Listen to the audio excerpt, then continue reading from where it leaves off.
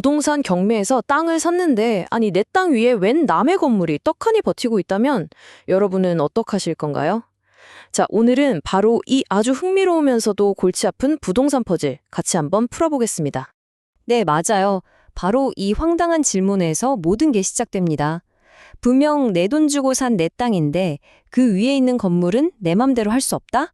와, 생각만 해도 진짜 답답하겠죠? 이게 마치 상금이 엄청나게 걸린 아주 복잡한 퍼즐 게임 같은 거예요. 지금부터 그 해법을 하나씩 찾아보자고요. 자, 그럼 이 숨겨진 퍼즐 본격적으로 한번 파헤쳐 볼까요? 이런 물건, 경매 시장에서는 소위 특수 물건이라고 부르는데요. 말 그대로 고위험 고수익의 대명사입니다. 제대로만 풀면 정말 대박인데 어설프게 건드렸다간 진짜 기나긴 소송의 늪에 빠져버릴 수도 있어요. 근데 이 모든 혼란 속에서 있잖아요. 수익을 낼지 아니면 손실만 볼지는 딱 한 가지 아주 결정적인 법률 질문에 대한 답으로 갈립니다. 네, 단 하나의 질문이요. 그 답에 따라서 여러분의 투자 전략 전체가 180도 달라지는 거죠. 그 운명을 가르는 결정적인 열쇠, 바로 법정지상권입니다. 이름만 들어도 좀 어렵죠? 그래도 괜찮아요. 이 퍼즐의 모든 걸 결정하는 핵심이니까 지금부터 잠시만 집중해 주세요. 법정지상권, 이게 뭐냐면요. 아주 간단하게 말해서 건물이 그 자리에 계속 있어도 좋아 하고 법이 탕 하고 도장을 찍어준 일종의 합법적인 허가증 같은 거예요. 생각해보세요. 땅 주인이 바뀌었다고 멀쩡한 건물을 다 부숴버리면 이거 너무 사회경제적으로 낭비잖아요. 바로 그걸 막으려고 법이 만들어준 최소한의 안전장치인 셈이죠. 그러니까 이 허가증이 있냐 없냐에 따라서 모든 게 달라지는 겁니다. 자, 이 표를 보시면 바로 이해가 되실 겁니다. 법정지상권이 yes, 즉 성립한다면 여러분의 전략은 지료 청구가 됩니다. 그러니까 건물주한테 월세, 즉 땅 사용료를 받는 인내심이 필요한 장기전으로 가는 거죠. 하지만 만약에 no, 성립하지 않는다면요. 그때는 게임의 판이 완전히 바뀝니다. 건물을 당장 철거하라고 요구하는 아주 강력한 힘의 대결이 시작되는 거예요.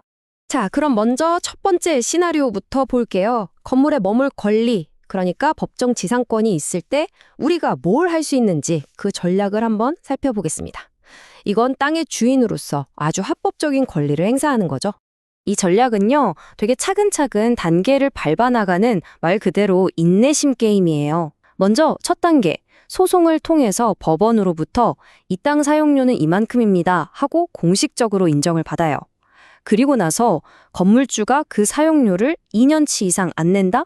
바로 그때 비로소 이제 당신의 권리는 소멸했으니 건물을 치워주세요 라고 요구할 수 있는 정말 아주 강력한 카드를 손에 쥐게 되는 겁니다. 자, 이제 두 번째 전략입니다. 이건 훨씬 더 공격적인데요. 바로 건물에 법정지상권이 없어서 사실상 내 땅을 불법으로 점거하고 있는 그런 상황에 쓰는 방법이죠.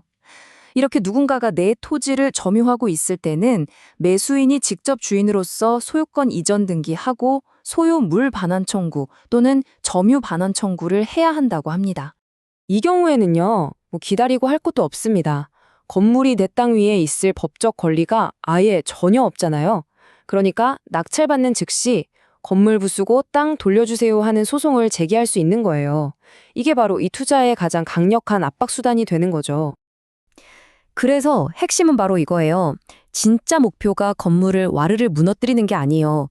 당장 철거하겠습니다 라는 이 강력한 압박 카드를 써서 잔뜩 겁먹은 건물주로부터 그 건물을 아주 싼 값에 사들이는 것. 네, 이게 진짜 숨은 목표인 경우가 대부분입니다. 자, 여기까지 들으면 와, 이거 진짜 매력적인 투자인데 싶으시죠? 하지만 동전의 양면처럼 높은 수익 뒤에는요, 반드시 그만큼의 위험이 따릅니다.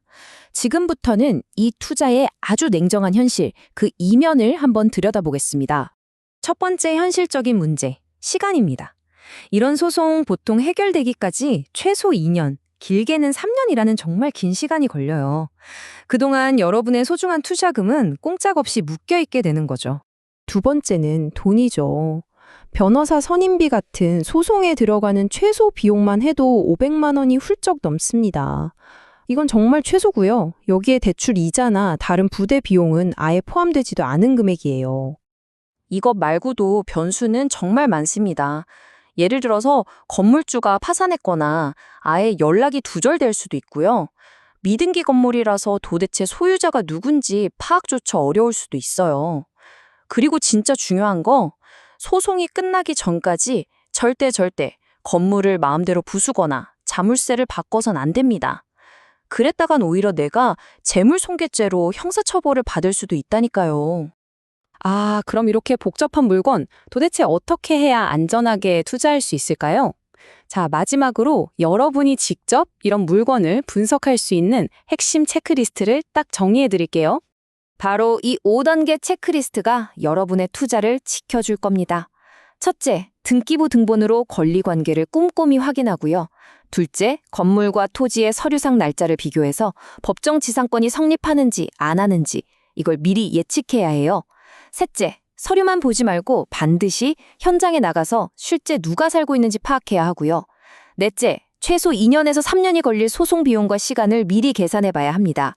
마지막 다섯째, 그래서 최종적으로 건물을 매입할 건지 아니면 철거로 갈 건지 명확한 출구 전략, 엑시트 플랜을 세워야 합니다. 이 모든 걸 다 맞춰야 비로소 성공 확률을 높일 수 있는 거예요. 깡만 낙찰받는 경매. 자, 이것은 누군가에게는 높은 수익을 안겨줄 정말 절호의 기회일 수 있습니다. 하지만 다른 누군가에게는 끝이 보이지 않는 기나긴 소송의 시작이 될 수도 있죠. 여러분이라면 이 어려운 퍼즐에 한번 도전하시겠습니까? 그 판단은 온전히 여러분의 몫입니다.